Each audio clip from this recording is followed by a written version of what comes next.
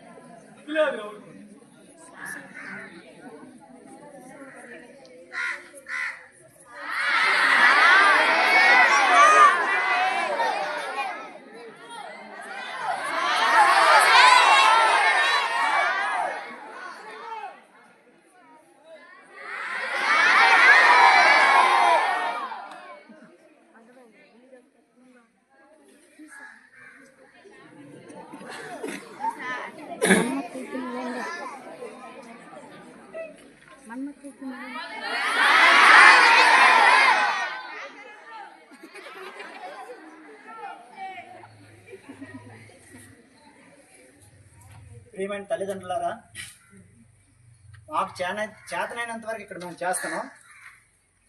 మీ పిల్లల్ని మీరు కనీసం కంట్రోల్ పెట్టకపోతే మీ స్కూల్కి పంపించిన వృధా అవుతుంది. ఎందుకంటే ఇక్కడ మా ఉపాధ్యాయులు మేము ఎంత కష్టపడి పనిచేసినా కూడా ఎలాంటి ప్రయోజనం ఉండదు. మీరు మీ పిల్లల్ని అద్దులో పెట్టుకోకపోతే మీరు పాఠశాలకు పంపించడం వృధా అవుతుంది. ఇది మైండ్లో పెట్టుకుని మీరందరూ కూడా మీ పిల్లల్ని చదువు కోసం పంపిస్తే శ్రద్ధగా ఇంటి దగ్గర చదివించండి. ఇంకా దేనికోసం అయితే పంపిస్తే పాఠశాలకు పంపించొద్దు. ఇది నా యొక్క విజ్ఞప్తి. ఓకే.